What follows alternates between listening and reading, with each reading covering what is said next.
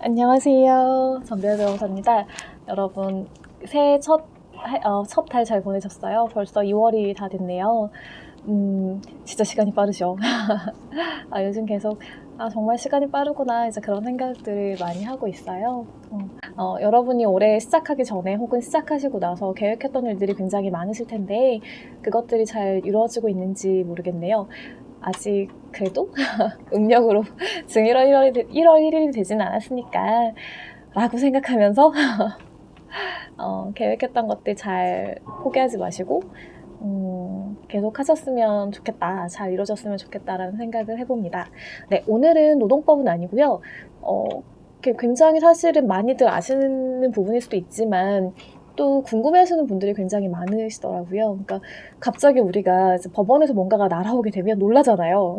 그런데 소장을 이제 받으신 분들이 일반적으로 답변서를 어떻게 제출하면 되냐, 뭐 언제까지 제출해야 되느냐, 이런 것들에 대해서 이렇게 궁금해하시는 분들이 많더라고요. 그러니까 당연히 이제 일반적으로는 우리가 살면서 소송을 접해볼 일이 많지가 않잖아요. 그러다 보니까 뭔가 서류가 오면 굉장히 놀라고 당황하게 되는 거예요. 근데 거기 이제 소장을 혹시 받아보신 분들은 아실지 모르겠지만 소장을 받아보고 그 뒤에 안내가 쭉 나오거든요. 그 안내 뒤에 답변서는 30일 이내에 제출해라, 뭐 이런 안내가 있어요. 그래서 이 30일을 넘겼을 때 어떻게 되느냐, 뭐 이런 질문도 많이 하시고, 꼭 30일 안에 제출을 해야 되느냐, 이런 질문도 많이 하세요. 그러니까 원칙적으로는 서류를 받으신 날로부터 30일 이내에 제출하시는 게 맞고요. 가장 좋은 거죠. 그래야 소송도 조금 원활하게 진행이 되고 내 주장에 대해서 뭔가 이렇게 얘기할 수 있는 기회가 생겨요. 왜냐하면 우리 법은 사실 소송을 제기를 해서 누군가에게 이제 송달을 했어요. 송달이 뭐냐면 서류를 상대방에게 준다라는 얘기거든요. 그 서류를 받았을 때 받고도 아무런 대응을 하지 않는다면 그것은 그냥 상대방의 주장을 다 인정하는 것이 돼버리거든요. 그러니까 예를 들어 이런 거예요.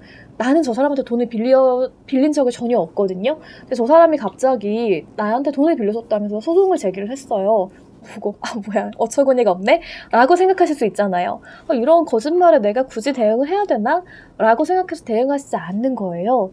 근데 그러면 판결이 확정돼서 뭐 강제 집행을 당한다든지, 예를 들어 통장이나 이런 거 압류당할 수 있고요. 왜 거의 뭐 통장 같은 걸 압류하거나 보증금이나 부동산을 압류할 수 있으면 사실 요즘에는 그 유체동산이라고 해가지고 왜 여러분 많이 보시는 TV나 이런 거에 딱지 붙인다고 하잖아요. 우리가 경매하게 되는 그런 것들도 아주 간혹 있을 수가 있어요. 그러니까 굉장히 억울한 그런 상황을 겪게 되시는 거죠. 그러니까 사실은 나중에 우리가 뒤집을 수도 있어요. 여러 가지 절차를 통해서. 하지만 이미 판결이 확정되고 나서 그것을 바꾸려고 하면 굉장히 많이 어렵거든요. 그러니까 여러분이 기억하실 것은 뭔가 법원에서 날아온다. 그러면 이것을 이게 맞는 얘기든 틀린 얘기든 일단 방치하시면 안 되고 반드시 확인하시고 대응을 하셔야 된다라는 걸 기억하셔야 돼요. 그런데 우리가 그러면 답변서를 뭐 무한정 시간을 지나서 내도 되느냐, 아니면 뭐 바로 꼭 30일 이내에 내야 되느냐, 이런 질문이 있는데요. 일반적으로는 아까 말씀드린 것처럼 30일 이내에 내시는 게 좋아요. 그런데 내가 뭐 사정이 있어가지고 좀 늦게 낼 수도 있잖아요.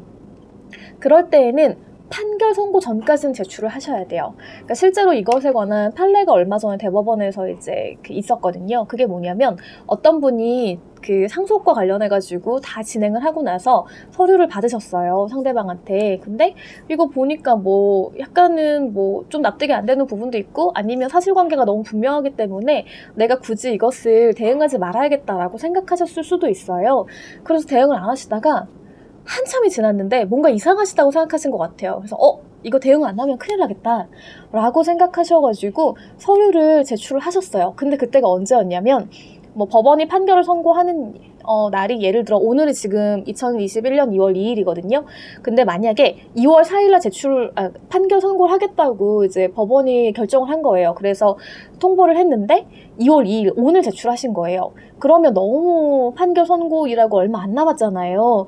그래도 법원은 무변론 판결이라고 해가지고 아까 제가 아무 답변을 안 하면은 무조건 상대방의 그 말이 맞다라고 판결한다고 했잖아요. 그걸 변론이 없다란 얘기예요. 그래서 변론이 없는 무변론 판결이라고 해서 상대방이 다 이기게 되는 거거든요.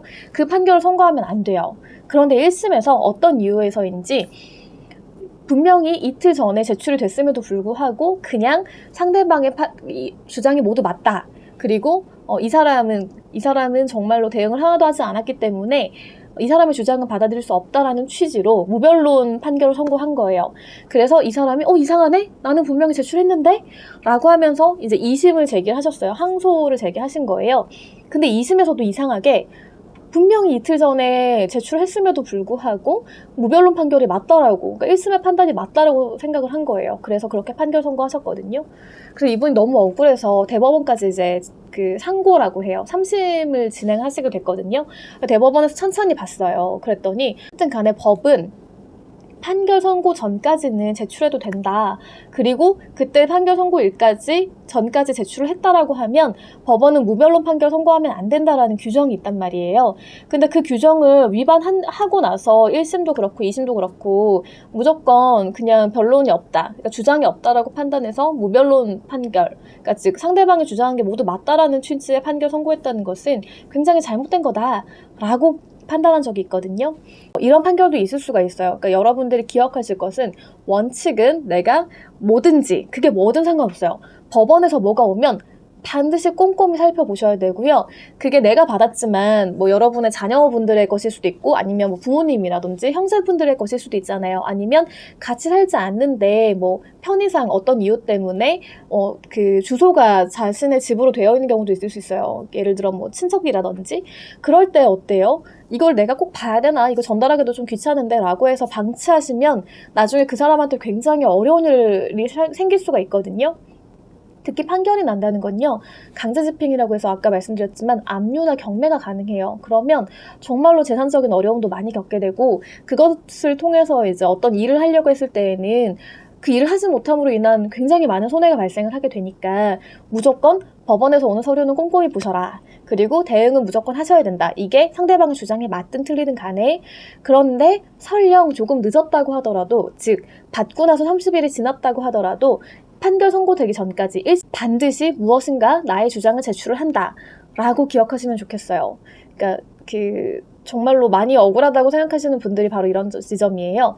나는 너무 상대방의 주장에 말도 안 돼서 법원이 그거 알아서 판단해줘야 되는 기관 아닌가요? 라고 얘기할 수 있어요. 근데 여러분들이 정말 기억하셔야 될 거는 대부분의 사건이 그렇거든요. 대부분의 사건이 소송을 제기하는 사람하고요. 소송을 제기받은 사람 있죠. 그 사람의 주장이 거의 완전히 다른 경우가 많아요. 그러면 법원은 사람이잖아요. 어쨌든 재판장님들도 사람이기 때문에 자신들이 잘못된 판단을 내릴 것에 대한 두려움이 있어요.